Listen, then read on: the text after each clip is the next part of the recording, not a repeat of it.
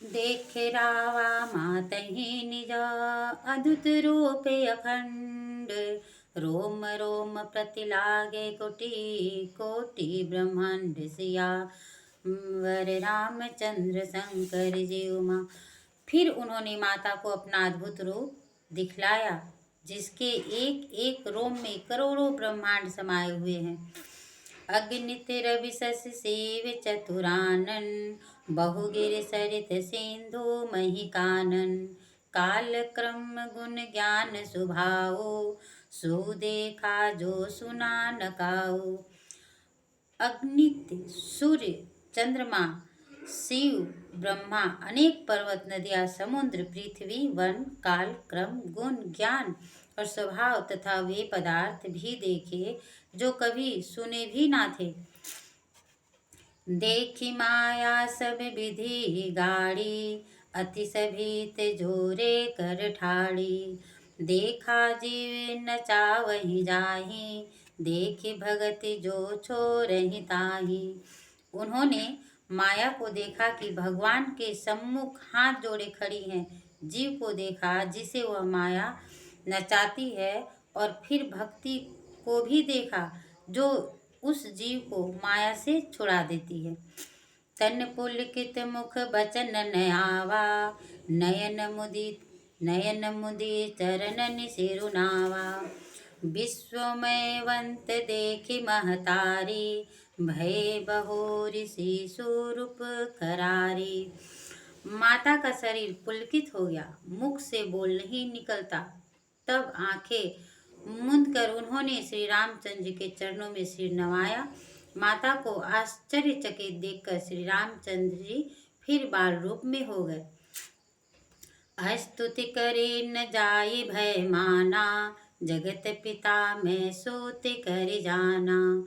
हरि जननी बहु विधि समुझाई। यह जननी कतहु कह से सुनु माई।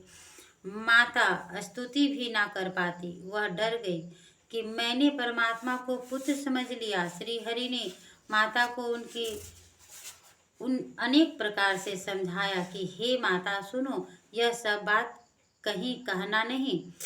बार बार कौशल्या विनय करई कर जोरी। अब जननी कब हूँ व्यापे प्रभु मोहि माया तोरि सिया।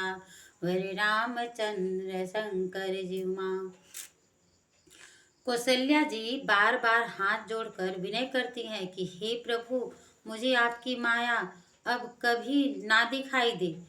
बाल चरित्र हरि बहुविधि कीन्हा। अति आनंद दासन कह दीन्हा। कछुक काल बीते सब भाई। बड़े भय परिजन सुखदाई। भगवान ने अनेक प्रकार की बाल लीलाएं की और अपने सेवकों को अत्यंत आनंद प्रदान किया।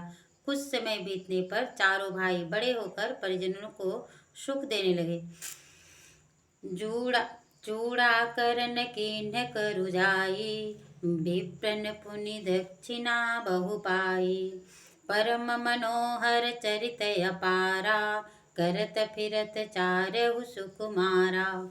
तब गुरुजी ने उनको चूड़ा कर्म संस्कार किया। ब्राह्मणों ने पुनः दक्षिणा प्राप्त की। चारों सुंदर राजकुमार बड़े ही मनोहर अपार चरित्र कर रहे हैं।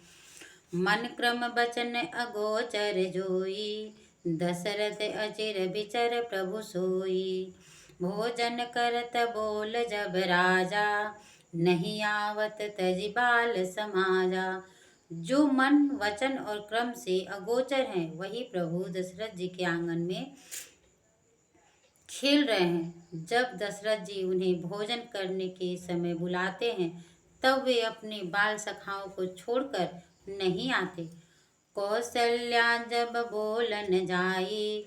ठुमक ठुमक प्रभु चलहि पराई। निगम नेत सेवे अंत न पावा। ताहि धरे जननी हटि धावा। जब कौशल्या जी बुलाने जाती हैं, तब प्रभु ठुमक ठुमक भागने लगते हैं।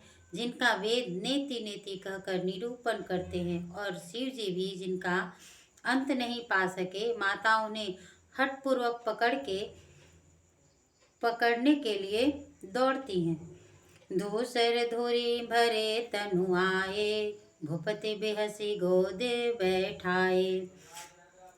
वे शरीर में धूल लपेटे हुए आए और राजा ने हंसकर उन्हें अपनी गोद में बिठा लिया।